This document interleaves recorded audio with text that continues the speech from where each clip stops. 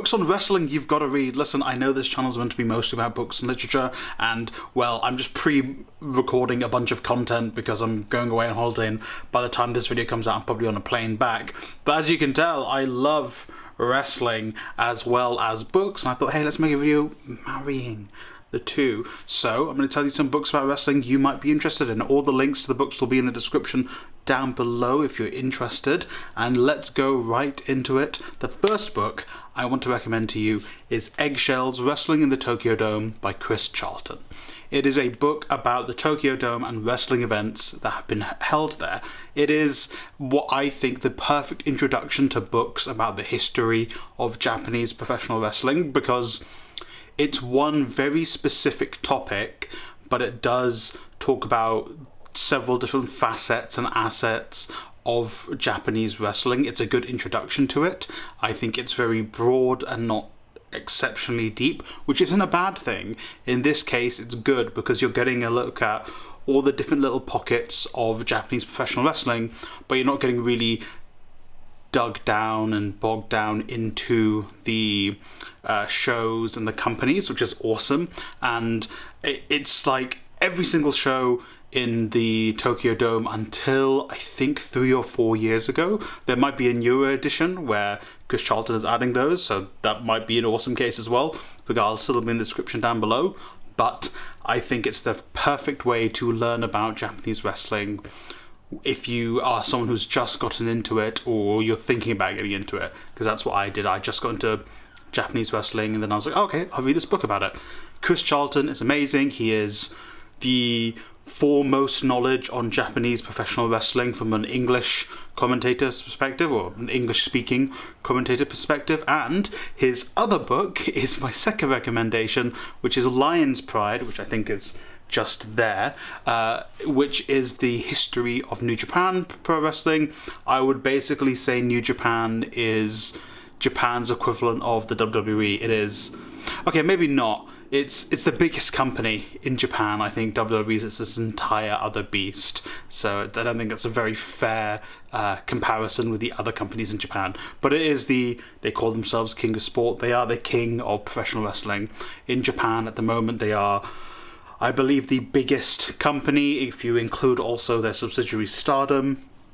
But Lion's Pride really goes into the history and the politics of the past of New Japan Pro Wrestling, which is amazing. And again, it's like that next step if you want to learn about Japanese wrestling. So you start off with Eggshells, and then you go into Lion's Pride, where you dig down a little bit deeper into a book about a specific company. Third recommendation I want to give you is The World of Lucha Libre by Heather Levy, or Heather Levi, which is the only book I have read, I've not finished actually, on Lucha Libre, on Mexican wrestling. That isn't an autobiography, because I've read a couple of those, but it is a really insightful look into Lucha Libre, the history of Lucha Libre, the connection it has with Mexican culture, the politics involved in Lucha Libre, because some of the luchadors have this insane influence on Mexico and Mexican culture. You probably, if you don't know the name, you have seen El Santos. He is everything in Lucha Libre. It is amazing, and it actually made me want to, watch more Mexican wrestling. AAA always is just a hoot to watch. Their shows are insane, and I want to watch more of it. And the Lucha Libre style is the style of wrestling, I think, if you want to really show someone the athleticism and the beauty of professional wrestling, you'll show them Lucha Libre if you want to get them into it. The masks, the flair, the moves, the just abandonment of safety. It is the kind of thing you show someone and it's like, wow, how did they even do that? It's beautiful, it's incredible, and yeah, I'm gonna finish this book hopefully on my flight out, which will be amazing to do. But yes, amazing to read The World of Lucha Libre by Heather, I'm gonna say Levi. My fourth recommendation is Nitro by Guy Evans. I think if I had made this video about a year ago, it would have been the rise and fall of WCW, but I think Nitro as a book is a more compelling read and a slightly more well presented and just a more interesting read, I think. And I think The Rise and Fall of WCW has its place as a book, but I feel like this, being a more recent book, is a more interesting outlook on WCW and has more of a time frame to look back on the happenings of WCW. It also goes a little bit more into the creative everyday of WCW, and especially like Eric Bischoff's role. I think The Rise and Fall of WCW is a little bit more of a wider look of the wrestling industry and is a little bit more technical, especially when it comes to TV ratings and stuff, which is interesting if you want to get to that. But if I wish I'd been able to read Nitro first to give me a better lay of the land. So I think the book Nitro by Guy Evans is, I think, the best book to read if you want to learn about WCW and how it rose, how Nitro in itself went on to challenge the WWE 83 weeks straight of winning the rating wars, and then the inevitable decline of Nitro, and, you know, Eric Bischoff's last minute attempts to try and save WCW and save Nitro the show. But yes, that's, I think, Nitro by Guy Evans is the one to read if you want to learn about WCW. And the final book I'm going to recommend is Spandex, Screwdrops and Cheap Pops by Carrie Dunn, which is a relatively old book. It's about 9 years old now, and it's about the history and growth of the independent scene of British wrestling. Again, I would say this is 9 years ago. The landscape of British wrestling completely changed. It grew massive, it was destroyed by WWE coming in, and it's making a resurgence now. And it was so negatively impacted by COVID over the past 3 years, so it has completely changed.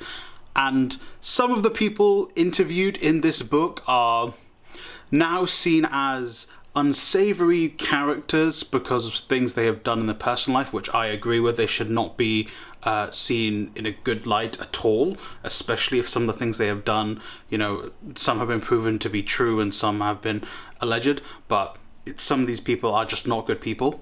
But it does tell you about what the professional wrestling scene in the UK was, and I think 2013, when the book came out, was when the scene started to explode. 2016-17 was when it was like at its peak, then WWE came and it went blip.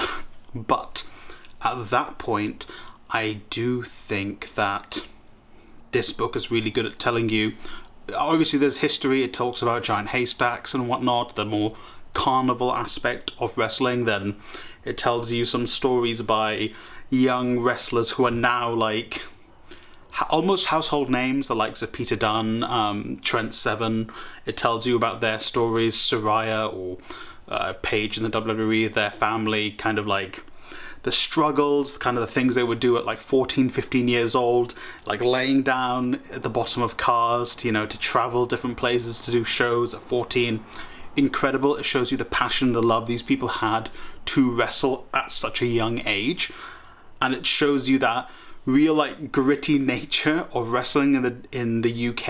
It's very different. Like, you've got the strong style in Japan where it's all about, you know, this presenting themselves as athletes, and, you know, they're all athletes, but, you know, presenting this very sports-like presentation. The US with the glitz and the glam, Mexico with the fast-paced Lucha Libre, and then you've got the UK, which, because the scene was so gritty and grim for a long time, doing bingo halls, doing community centres, you can still see the blueprints whenever you go to shows in the UK now. You see that the people cracking and scratching and clawing to getting onto that stage, and that's kind of the stuff that you see in this book. I read it a good few years ago. It's when I first started getting really into wrestling as an adult. But yes, I totally recommend it. And those are the 5 books I recommend. Obviously, like I've said before, this is not an exhaustive list. I didn't include any autobiographies because they're just a different type of book. I mean, if I were to include one, I'd say the Eddie Guerrero one, but I I'm saying that because I adore Eddie Guerrero. So yeah, that's the list. I hope you enjoyed. I hope you go off and read some of these. The description will have all the links to the books down below that you can get. And hey, I hope you enjoyed this video. Like, subscribe, share the video with a friend or family member, and hey, read a great book today or watch some great wrestling today.